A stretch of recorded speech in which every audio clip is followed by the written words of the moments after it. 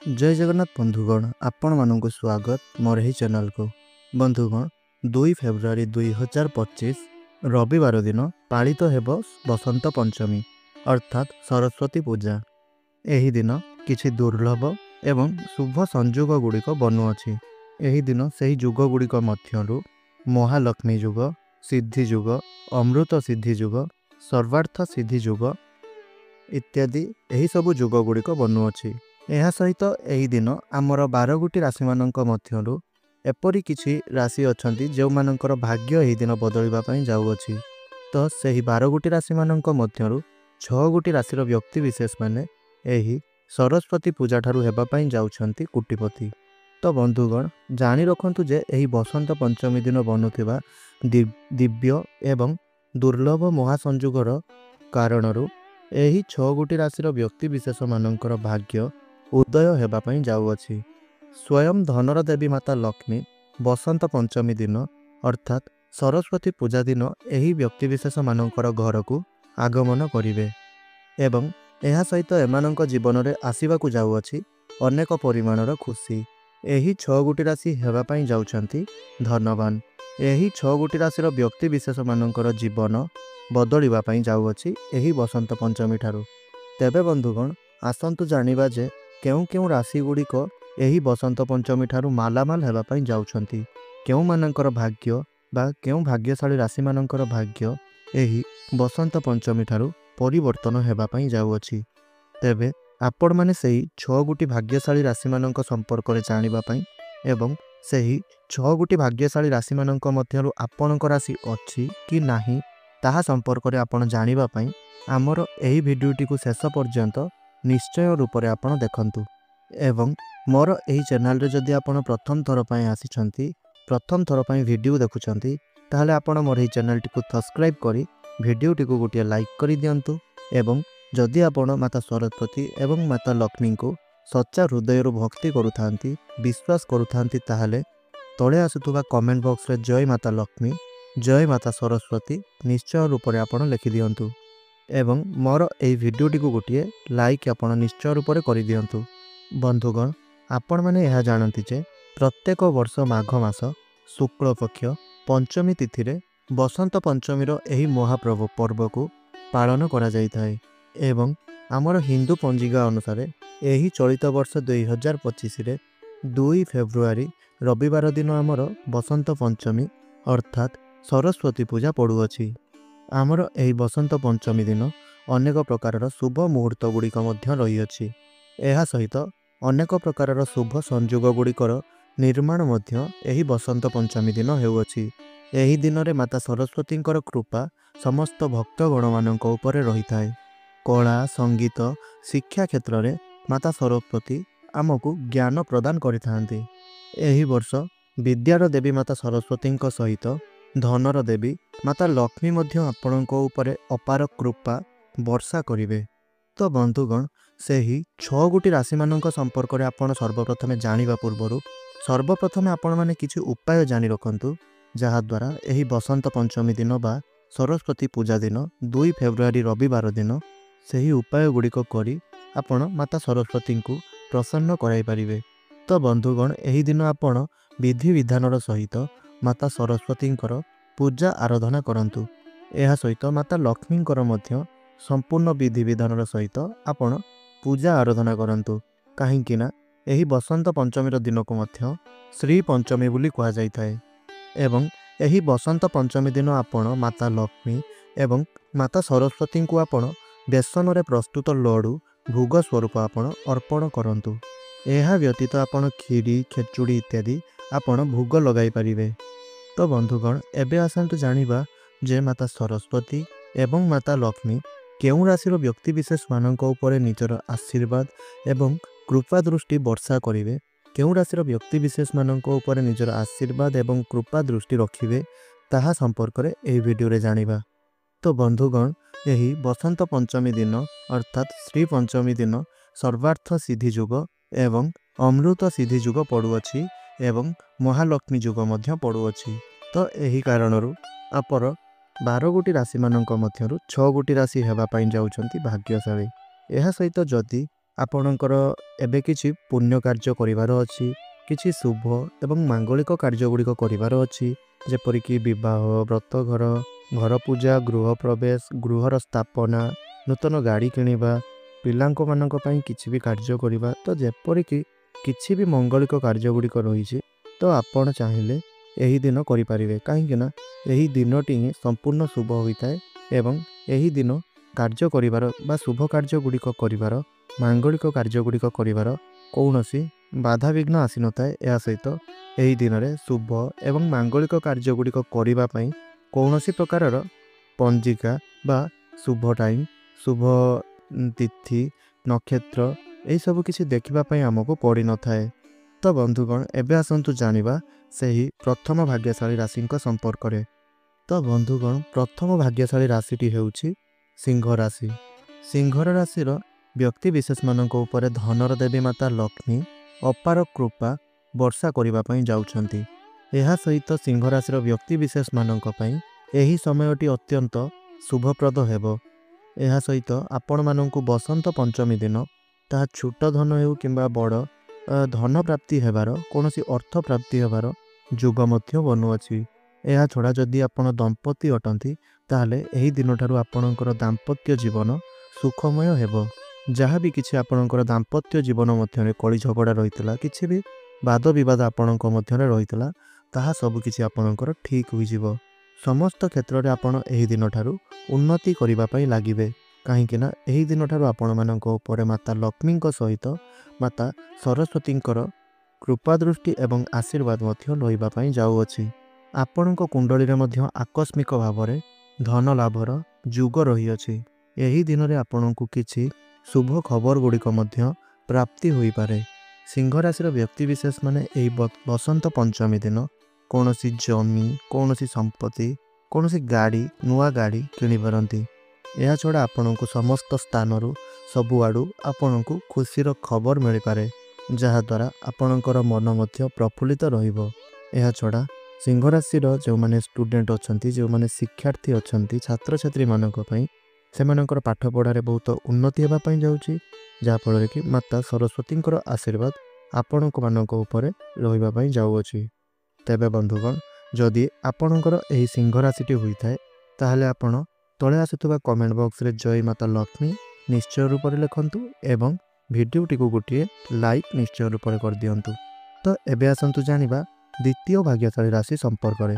ତ ବନ୍ଧୁଗଣ, ଦ୍ୱିତୀୟ ଭାଗ୍ୟଶାଳୀ ରାଶିଟି ହେଉଛି ମେଷ ରାଶି। ବନ୍ଧୁଗଣ, ଏହି ବସନ୍ତ ପଞ୍ଚମୀ ଠାରୁ ମେଷ ରାଶିର ବ୍ୟକ୍ତିବିଶେଷମାନଙ୍କୁ ମାତା ଲକ୍ଷ୍ମୀଙ୍କର ଅପାର କୃପା ଏବଂ ଆଶୀର୍ବାଦ ଏବଂ କରୁଣା ପ୍ରାପ୍ତି ହେବ। ଯେଉଁ ବ୍ୟକ୍ତିବିଶେଷମାନେ ମେଷ ରାଶିର ବ୍ୟକ୍ତିବିଶେଷମାନେ ବ୍ୟବସାୟ, ବେପାର ବାଣିଜ୍ୟ କରୁଛନ୍ତି, ସେମାନଙ୍କୁ ସେମାନଙ୍କର ବେପାର ବାଣିଜ୍ୟରେ ଅଶେଷ ଲାଭ ହେବାର ମଧ୍ୟ ସମ୍ଭାବନା ବନୁଅଛି। ଚାକିରି କ୍ଷେତ୍ରରେ ଆପଣଙ୍କର ପଦ ଉନ୍ନତି ଏବଂ ବେତନରେ ମଧ୍ୟ, ଦରମାରେ ମଧ୍ୟ ବୃଦ୍ଧି ହୋଇପାରେ। ଏହାଛଡ଼ା ଯଦି ଆପଣଙ୍କର ବିଦେଶରେ ଯାଇକରି ଚାକିରି କରିବାର ଇଚ୍ଛା ଥିଲା, ତାହେଲେ ଆପଣଙ୍କର ସେହି ଇଚ୍ଛା ଏହି ବସନ୍ତ ପଞ୍ଚମୀ ପରଠାରୁ ପୂରଣ ହୋଇପାରେ। ଆପଣଙ୍କୁ ବିଦେଶରେ ଯାଇ ଚାକିରି କରିବାର କୌଣସି ମୌକା, କୌଣସି ଉପାୟ ଆପଣଙ୍କୁ ପ୍ରାପ୍ତି ହୋଇପାରେ ବା ମିଳିଯିବ। ଏହି ଦିନ ଆପଣମାନଙ୍କୁ କୌଣସି କ୍ଷେତ୍ରରୁ ଶୁଭ ଖବର ମଧ୍ୟ ପ୍ରାପ୍ତି ହେବ। ମେଷ ରାଶିର ବ୍ୟକ୍ତିବିଶେଷମାନଙ୍କର ଆୟରେ ମଧ୍ୟ ବୃଦ୍ଧି ଘଟିପାରେ। ଏହାଛଡ଼ା ମେଷ ରାଶିର ବ୍ୟକ୍ତିବିଶେଷମାନେ ଯେଉଁମାନେ ସନ୍ତାନର କାମନା କରୁଥିଲେ, ସନ୍ତାନ ଚାହୁଁଥିଲେ, ସେମାନଙ୍କୁ ସନ୍ତାନ ସନ୍ତତିର ସୁଖ ମଧ୍ୟ ଏହି ବସନ୍ତ ପଞ୍ଚମୀ ଠାରୁ ପ୍ରାପ୍ତି ହୋଇପାରେ। ତେବେ ବନ୍ଧୁଗଣ, ଯଦି ଆପଣଙ୍କର ଏହି ରାଶିଟି ହୋଇଥାଏ, ତାହେଲେ ଆପଣ ତଳେ ଆସୁଥିବା କମେଣ୍ଟ ବକ୍ସରେ ଜୟ ମାତା ସରସ୍ୱତୀ ନିଶ୍ଚୟ ରୂପରେ ଆପଣ ଲେଖିଦିଅନ୍ତୁ। ଏହା ସହିତ ଭିଡ଼ିଓଟିକୁ ମଧ୍ୟ ଗୋଟିଏ ଲାଇକ୍ ଆପଣ ନିଶ୍ଚୟ ରୂପରେ କରିଦିଅନ୍ତୁ। ଚ୍ୟାନେଲଟିରେ ନୂଆ ଥିଲେ ଚ୍ୟାନେଲଟିକୁ ସବସ୍କ୍ରାଇବ୍ କରି ରଖନ୍ତୁ। ତ ବନ୍ଧୁଗଣ, ଏବେ ଆସନ୍ତୁ ଜାଣିବା ତୃତୀୟ ଭାଗ୍ୟଶାଳୀ ରାଶି ସମ୍ପର୍କରେ। ତ ବନ୍ଧୁଗଣ, ତୃତୀୟ ଭାଗ୍ୟଶାଳୀ ରାଶିଟି ହେଉଛି ତୁଳା ରାଶି। ଏହି ବସନ୍ତ ପଞ୍ଚମୀ ଠାରୁ ତୁଳା ରାଶିର ବ୍ୟକ୍ତିବିଶେଷମାନଙ୍କ ଉପରେ ମାତା ଲକ୍ଷ୍ମୀଙ୍କର ଅଶେଷ କୃପା ଦୃଷ୍ଟି ବର୍ଷା ହେବା ପାଇଁ ଯାଉଅଛି। ଏହା ସହିତ ମାତା ସରସ୍ୱତୀଙ୍କର କୃପା ଦୃଷ୍ଟି ପ୍ରାପ୍ତି ହେବା ପାଇଁ ମଧ୍ୟ ଯାଉଅଛି। ଏହି ଦିନଟି ତୁଳା ରାଶିର ବ୍ୟକ୍ତିବିଶେଷମାନଙ୍କ ପାଇଁ ଏକ ଅତ୍ୟନ୍ତ ଶୁଭ ଦିନ ଭାବରେ ସାବ୍ୟସ୍ତ ହେବ। ଏହାଛଡ଼ା ଆପଣମାନଙ୍କୁ ଏହି ଦିନ କୌଣସି ପ୍ରକାରର ମାନ ସମ୍ମାନ ଏବଂ ପ୍ରତିଷ୍ଠା ମଧ୍ୟ ପ୍ରଦାନ ହେବ ଏବଂ କୌଣସି କାରଣବଶତଃ ଆପଣଙ୍କର କୌଣସି କାର୍ଯ୍ୟକଳାପରୁ ସମାଜରେ ଲୋକମାନଙ୍କ ଦ୍ୱାରା ଆପଣ ପ୍ରଶଂସିତ ହେବେ। ଏହା ଛଡ଼ା ଆପଣ କୌଣସି ଅନେକ ବଡ଼ ବଡ଼ କାର୍ଯ୍ୟ ଗୁଡ଼ିକରେ ଆପଣ ନାନା ପ୍ରକାରର ସଫଳତା ଗୁଡ଼ିକ ମଧ୍ୟ ଆପଣ ପାଇବେ ଏହି ଦିନରେ ଏବଂ ଆପଣଙ୍କ କୁଣ୍ଡଳୀରେ ମଧ୍ୟ ଏହି ଦିନ ଆକସ୍ମିକ ଧନ ପ୍ରାପ୍ତିର ଯୁଗ ରହିଅଛି। ଏହି ବସନ୍ତ ପଞ୍ଚମୀ ଠାରୁ ଆପଣଙ୍କୁ କିଛି ନା କିଛି ଶୁଭ ଖବର ଗୁଡ଼ିକ ନିଶ୍ଚୟ ରୂପରେ ପ୍ରାପ୍ତି ହେବ। ଯଦି ଆପଣ ସାମାଜିକ କାର୍ଯ୍ୟକଳାପରେ ନିୟୋଜିତ ଅଛନ୍ତି, କୌଣସି ସମାଜସେବୀ ଆପଣ ହୋଇଥାନ୍ତି, ଆପଣ ସମାଜ ପାଇଁ କିଛି କରୁଥାନ୍ତି, ତାହେଲେ ଏହି ସାମାଜିକ କ୍ଷେତ୍ରରେ ଆପଣଙ୍କୁ ନିଶ୍ଚୟ ଭାବରେ ସମ୍ମାନ ପ୍ରାପ୍ତି ହେବ ଏବଂ ସଫଳତା ପ୍ରାପ୍ତି ହେବ। ବେପାର ବାଣିଜ୍ୟ ଏବଂ ବ୍ୟବସାୟ କ୍ଷେତ୍ରରେ ବା ବିଜନେସ୍ କ୍ଷେତ୍ରରେ ଆପଣଙ୍କୁ ଲାଭ ଏବଂ ସଫଳତା ପ୍ରାପ୍ତି ହେବ। ଏହା ଛଡ଼ା ଆପଣଙ୍କୁ ବେପାର କ୍ଷେତ୍ରରେ ମଧ୍ୟ ଅନେକ ପ୍ରକାରର ଲାଭ ପ୍ରାପ୍ତି ହେବ। ଏହି ସମୟରେ ଆପଣଙ୍କର ମନ ପ୍ରଫୁଲ୍ଲିତ ରହିବ, ବହୁତ ଖୁସି ଅନୁଭବ ଆପଣଙ୍କର ମନ କରିବ। ଏହି ସମୟଟି ଆପଣଙ୍କ ପାଇଁ ଅନୁକୂଳ ମଧ୍ୟ ସାବ୍ୟସ୍ତ ହେବ।